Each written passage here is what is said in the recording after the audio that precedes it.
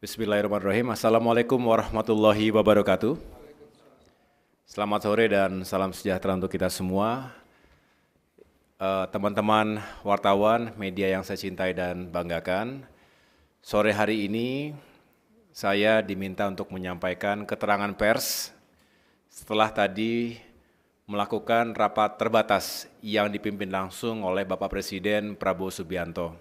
Bersama saya hadir Menteri Perhubungan, Bapak Dudi Purwagandi, Menteri PU, Bapak Dodi Hanggodo, dan PCO, Bapak Hasan Nasbi, yang tentunya tadi semua kami mengikuti jalannya rapat terbatas yang dihadiri selain Bapak Presiden, ada Bapak Wapres dan para Menko, para menteri dan pejabat lain yang terkait dengan penyiapan Natal dan Tahun Baru yang sebentar lagi kita akan song-song bersama. Yang jelas seperti tahun-tahun sebelumnya kita juga berupaya untuk mengantisipasi, mengidentifikasi berbagai tantangan atau permasalahan yang mungkin atau bisa dihadapi oleh masyarakat luas, terutama saudara-saudara kita yang akan melakukan mobilitas perjalanan di masa liburan Nataru yang kita prediksi akan mengalami peningkatan arus pergi, baik itu di hari-hari Natal maupun di Tahun Baru, maupun arus kembalinya. Kita berharap bahwa perjalanan bisa dirasakan dengan baik oleh seluruh anggota masyarakat, tentunya aman, selamat, dan nyaman. Oleh karena itu, tadi Bapak Presiden Prabowo menyampaikan dan menekankan kepada kita semua agar masing-masing kementerian dan stakeholder yang memang bertanggung jawab pada isu kelancaran, keselamatan, dan keamanan Nataru, terutama juga diantaranya untuk meyakinkan agar saudara-saudara kita yang merayakan Natal ini bisa beribadah dengan baik dan merasa aman dan nyaman. Tadi juga Bapak Kapolri memberikan penjelasan bahwa sudah dipersiapkan satuan termasuk personel Polri yang di-backup nanti oleh personel TNI untuk bisa mengamankan berbagai lokasi, apakah itu rumah ibadah, kemudian juga rute-rute perjalanan yang digunakan oleh masyarakat luas.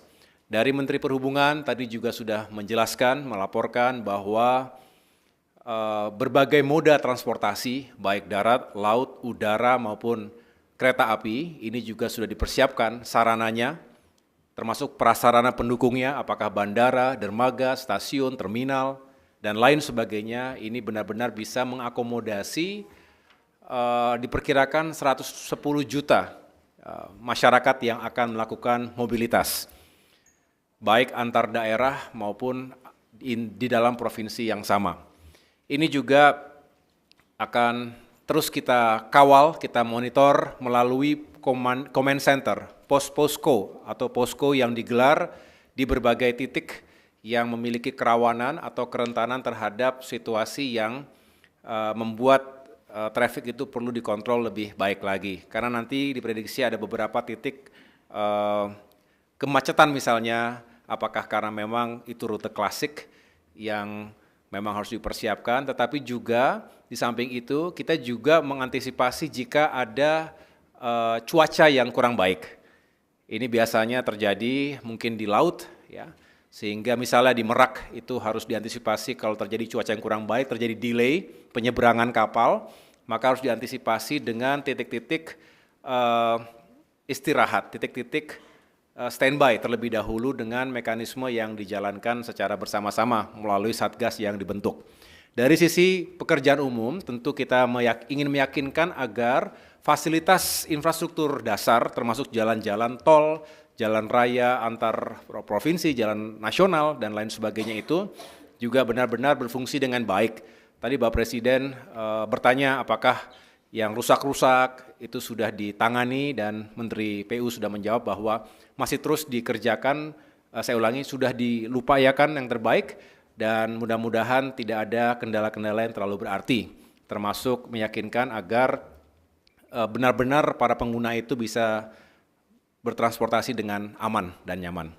Demikian yang dapat saya jelaskan. Selebihnya di luar dari koordinasi Kemenko Infrastruktur dan Pembangunan Kewilayahan, tadi juga dicek bagaimana BBM, ketersediaan BBM selama Nataru ini. Tadi Menteri SDM juga menjelaskan secara umum sudah siap dan tentu akan terus diantisipasi hal-hal yang mungkin terjadi terkait dengan ketersediaan bahan bakar dan juga listrik, suplai listrik agar sekali lagi ketika ada demand yang tinggi semuanya tetap terjaga dengan baik. Dari sektor perdagangan juga tadi dijelaskan untuk harga-harga bahan pokok diharapkan juga tetap stabil. Demikian yang dapat saya sampaikan terkait dengan hasil ratas terkait dengan Nataru tadi.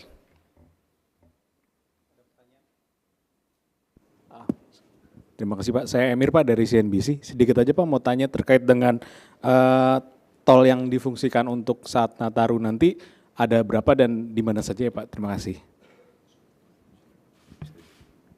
Nanti bisa dijelaskan lebih lanjut. Yang jelas kita mempersiapkan berbagai ruas jalan tol, termasuk juga kita ingin memastikan manajemen rekayasa lalu lintas untuk mengantisipasi kemacetan yang mungkin terjadi. Ini bisa saya jelaskan secara singkat, nanti mungkin kesempatan berikutnya bisa dijelaskan oleh Menteri PU. Jadi jalan tol di Pulau Jawa yang operasional itu sepanjang 1.830 km. Kemudian ada beberapa, saya ulangi, tempat istirahat dan pelayanan yang dipersiapkan itu ada 90 secara keseluruhan dan 422 gerbang tol beroperasi. Kemudian untuk mendukung kelancaran libur Natal dan Tahun Baru, yang dilakukan antara lain yang pertama penambahan ruas tol beroperasi sepanjang 47,6 km di Pulau Jawa.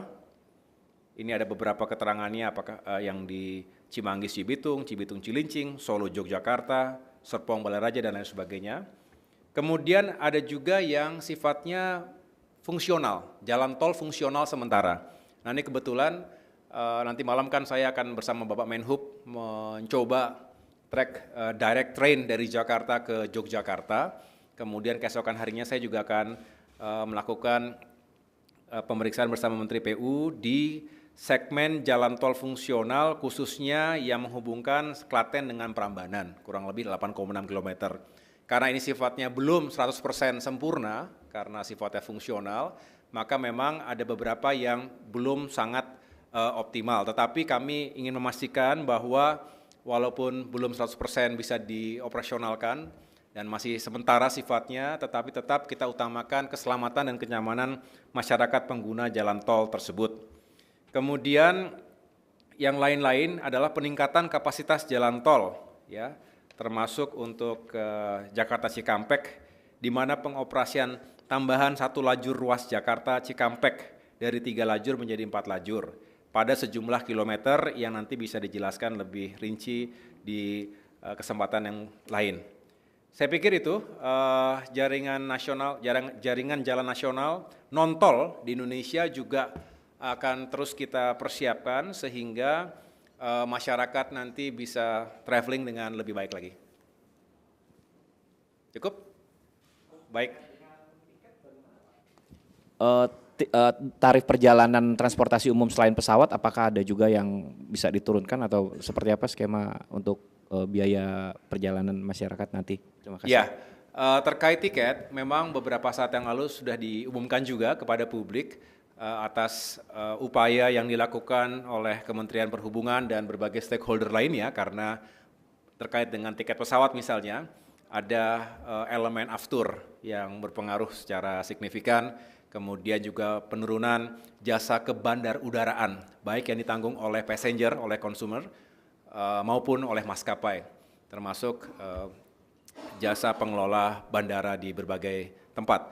Dan yang terakhir tentunya terkait dengan fuel surcharge. Jadi kita bisa menurunkan kurang lebih average itu 10% untuk tiket pesawat. Sedangkan yang lain-lain saya dengar tadi untuk kereta api, Untuk direct train itu bisa mendapatkan pemotongan 50%. Inilah yang sedang terus diuji. Beberapa hari yang lalu sudah diuji Jakarta Semarang dan nanti malam saya akan ikut Jakarta Yogyakarta. Mudah-mudahan juga bisa membantu masyarakat yang akan menggunakan kereta api dari Jakarta ke dua provinsi tersebut. Baik. Mas Menteri, diperkirakan kan ada 110 juta masyarakat yang melakukan perjalanan. Apakah ini di breakdown misalnya berapa yang menggunakan transportasi darat, berapa yang laut dan udara? Dan antisipasinya akan seperti apa? Makasih. Sebetulnya tadi sudah dipaparkan kepada Bapak Presiden, nanti bisa diserahkan kopinya untuk datanya ya. Ada bisa diambil sebentar.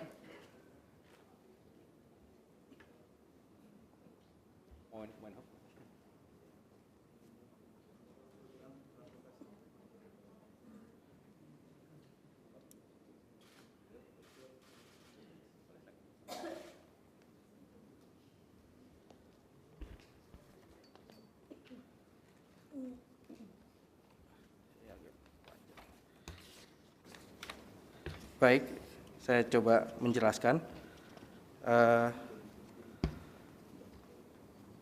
Jumlah pemudik yang kami survei itu kurang lebih yang akan melakukan perjalanan adalah sebanyak 110,6 juta. Kami memang terdiri dari beberapa moda transportasi, diantaranya adalah moda transportasi udara yang masih tergolong banyak, sekitar 8,2 juta. Kemudian transportasi kereta api 6,8 juta. Penyeberangan, terminal atau ke darat itu 2,5 juta, penyeberangan 1,6 juta dan pelabuhan 1,3 juta.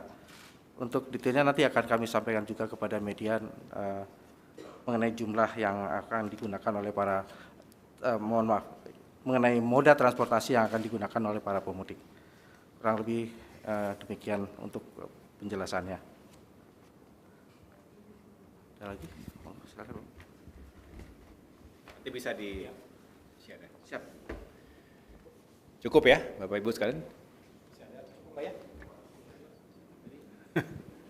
Sedikit menambahkan aja Pak, tadi Bapak kan sudah menjelaskan soal adanya stimulus di bidang udara ya Pak, transportasi udara dan kereta gitu. Kalau untuk transportasi lain seperti di sektor transportasi laut misalnya penyeberangan feri dan perjalanan di jalan tol gitu, atau itu juga apakah akan ada stimulus serupa Pak gitu?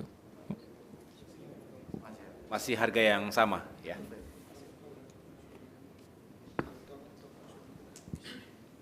Tol fungsional gratis. Ada program-program kemarin juga kan, program-program yang Mudik gratis. ada beberapa program juga mudik gratis misalnya yang bisa diikuti oleh masyarakat dengan sejumlah rute yang bisa juga dijelaskan nanti pada kesempatan berikutnya oleh Menteri Perhubungan secara langsung. Oke, terima kasih teman-teman. Mudah-mudahan Nataru bisa berjalan dengan lancar dan kita semua diberikan keselamatan dalam melakukan perjalanan dan meningkatkan ekonomi secara bersamaan. Terima kasih. Wassalamualaikum warahmatullahi wabarakatuh.